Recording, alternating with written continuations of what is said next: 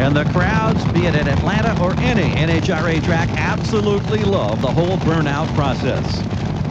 Corey Mack's car is owned by Joe Gibbs. Yes, that Joe Gibbs of Washington Redskins and Super Bowl fame. And Corey says he's a heck of a motivator in this sport as well. Michael Brotherton is the owner of the quickest elapsed time in history at 4.69 seconds. That came last May. He hasn't been close since. But bear in mind as we watch these cars, they will hit 100 miles an hour in about 60 feet. They'll be traveling over 250 at the eighth of a mile. McClenathan on the near side. And look, he's deep staged again, close to a foul start.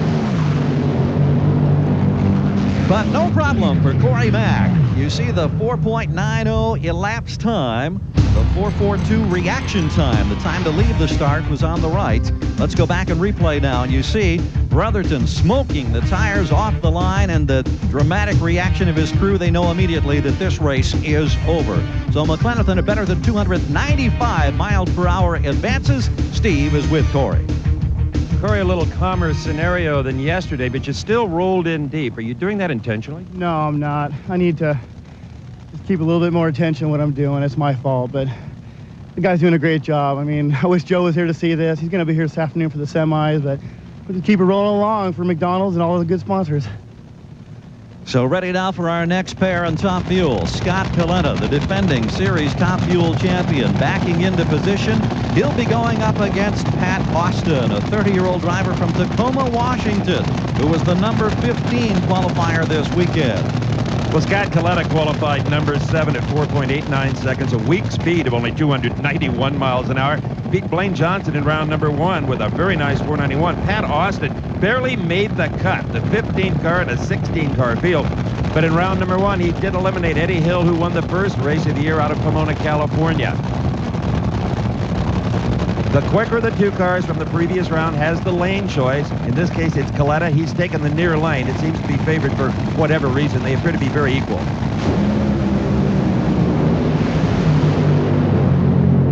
Coletta looking for his first victory of 1995. A man who won 5 times last year advances to the next round, 4.87 at better than 294 miles per hour.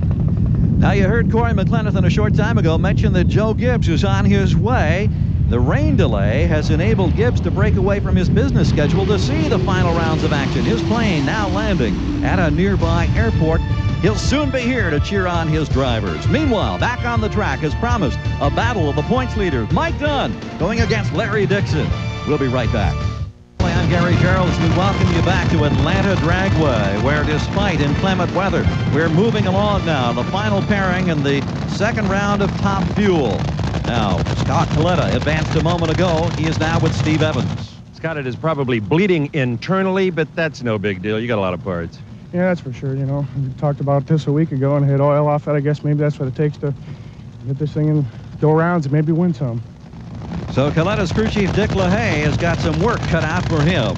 Meanwhile, on the line, we get ready now for our final pairing in this second round. Mike Dunn qualified at number 4, ran a 4.87 to qualify, then a 4.89 to beat Laurie Johns in the first round. Larry Dixon qualified 5th, of 4.88. He ran 4.89 to beat Joe Amato in round number 1.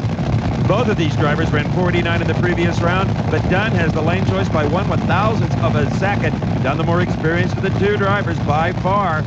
Dixon just sitting there. Whoa, and Dunn forces Dixon to stage first.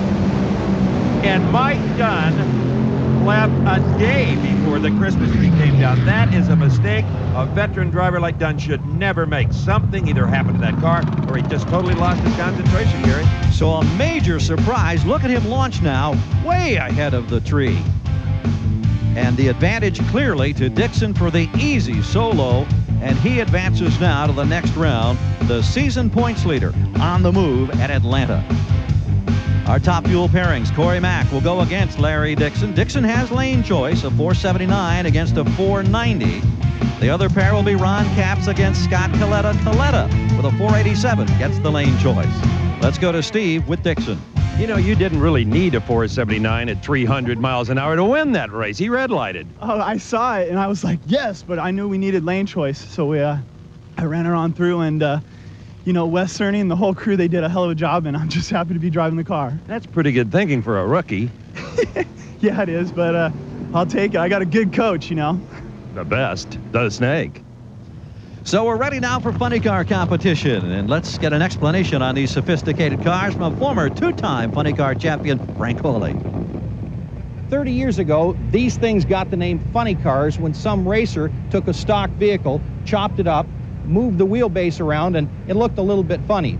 But make no mistake about it, today's funny cars are highly sophisticated racing machines. This is a stock Dodge Avenger, and this is a funny car Avenger. Now, the funny car can be much longer, but the angle of the front windshield needs to be the same. It also has a rule on how wide it can be, and the spoiler at the back can only be a certain height. Now, this is a carbon fiber, wind tunnel tested body that can go over 300 miles per hour down the quarter mile in under 5 seconds. And 5,000 horsepower combined with a short wheelbase make these wild handling cars a crowd favorite. No question about that. Let's check out the funny car point standings now as we come to this fifth round here in Atlanta of the 1995 Tour. John Force, the four-time funny car champion, once again at the head of the list. Al Hoffman, Cruz Pedregon, Dean Scusa, and Chuck Etchells currently the top 5. Our first pair that we're going to see, Gary Clapshaw going against Whit Bazemore. This is Gary's first year to attempt the entire Tour, all 19 races. He has to be gratified, qualifying number 4 to 5:21 and beating Dean Scusa. They talk about racehorses having big hearts. That describes drag racer Whit Bazemore. He has survived fires, crashes, to come back again. Bazemore in the Dodge on the near side, the Ford of Clapshaw in the far lane.